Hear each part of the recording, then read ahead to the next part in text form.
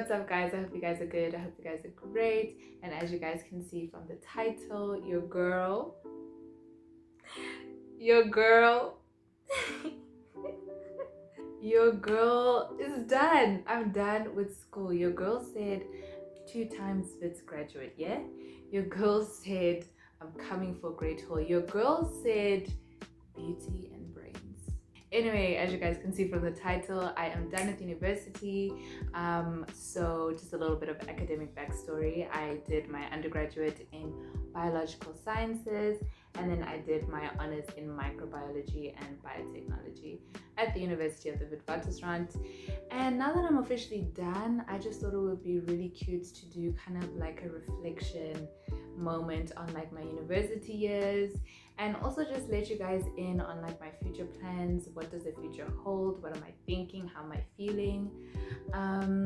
Because yeah, the future is upon us, and we need to figure out this next chapter of life. But anyway, let's get into the video. So yeah, man, it's honestly crazy because I literally remember first year like it was yesterday. Like I remember so many like specific things that happened in first year. But yeah, it's just so crazy to see how quickly time went, and to now be officially done with school and graduating, you know.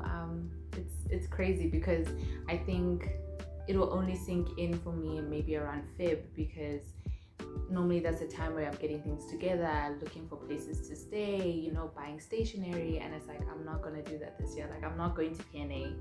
I'm not gonna be there in Joburg busy looking for a place to stay and all that type of stuff. So yeah, one thing about time, she flies. So as I've been like reflecting over the years in university, I thought of these questions to myself, like, were my university years the best years of my life, and did university live up to the expectations I had? And to be completely honest, I feel like the best years of my life are still yet to come. I mean, university was good, but it wasn't that great. To keep it on, like, it wasn't really that great. And also I didn't really have like the typical university experience, because I don't really like to, like, you know, go partying and stuff like that. So I guess, I don't know if I'm biased or anything, but I don't know, they weren't necessarily the best years of my life. And did it live up to my expectations? I think a lot of the stuff, like in media, the way university is portrayed, it looks like it's a good time, people are turning up, people are, you know, living their best life. But it was actually harder than I thought. I mean, as much as, like, you know, you get all the people telling you it'll be intense, all these type of things, you know, an orientation week, until you're actually in it and you're experiencing it yourself, do you actually see that, like, yo, this stuff is intense. This is way more intense than I thought. And also the pressure, the standard as well, it really is demanding. And yeah, it's either you rise to the challenge or you don't. So it's kind of really cutthroat in that sense. So what would I do differently? A little bit of advice to my first year self.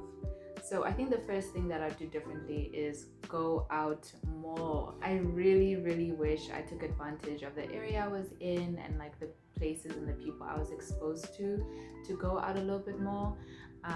Like I was saying, I'm not really a party person, but like besides partying and group, there are like other things to do, and I don't know why.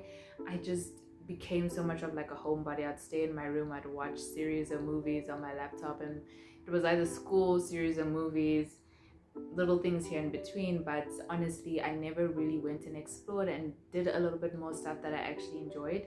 So I really wish I just like put myself out there a little bit more, went out, socialized, experienced Joburg and explored Joburg a little bit more and stuff like that. So first year tinge, in the next lifetime, do better. Do better. Secondly, I would tell myself to ask for help. There's a lot of unnecessary struggling that sometimes students go through because they're too shy to speak up, they're too shy to get help.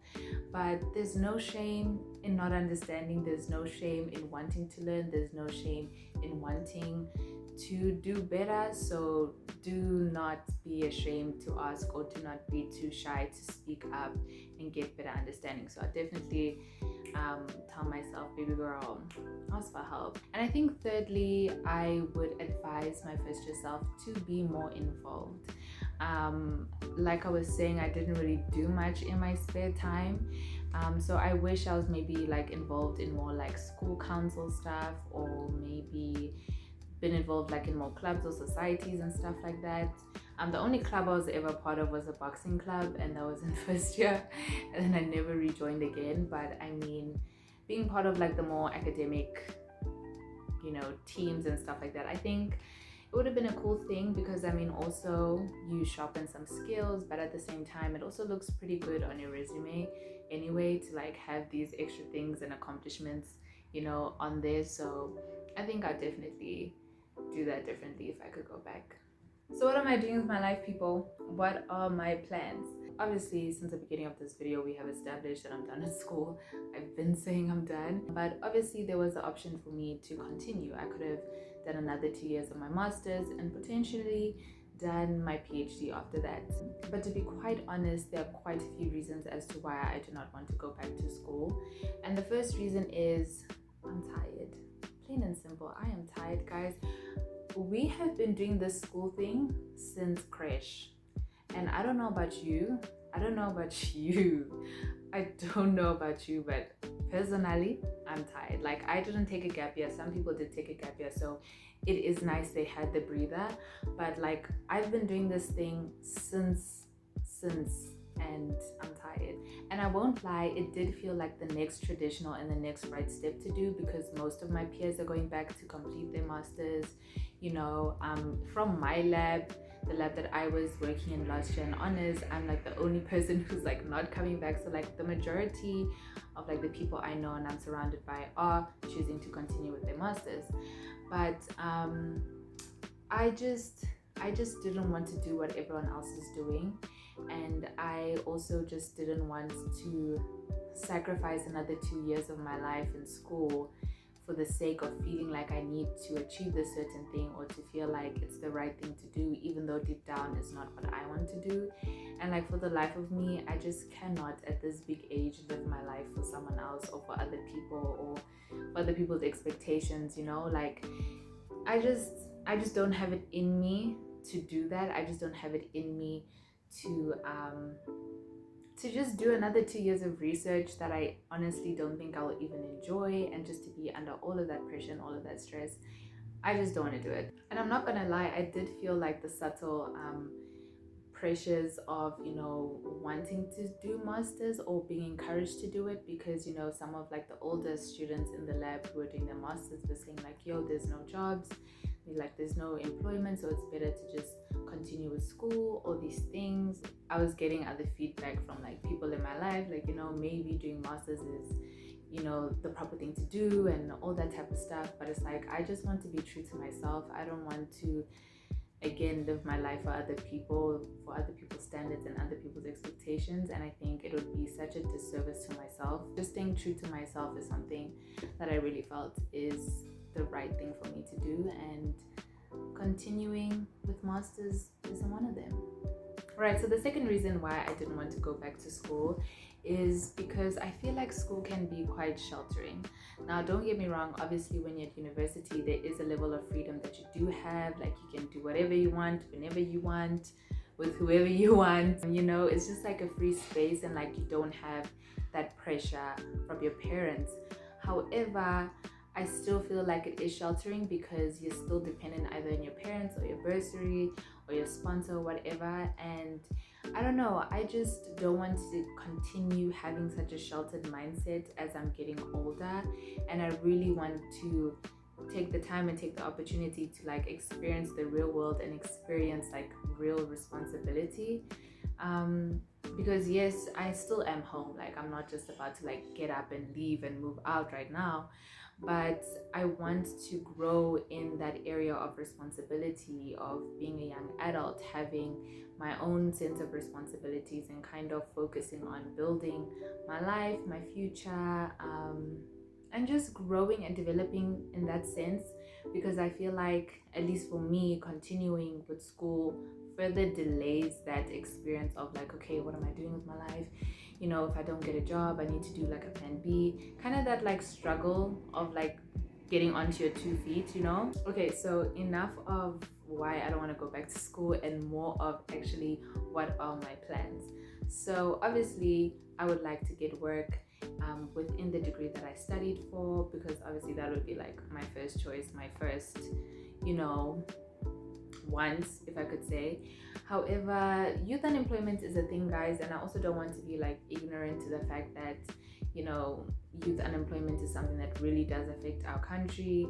And if I'm not mistaken, like over 50% of the youth is unemployed.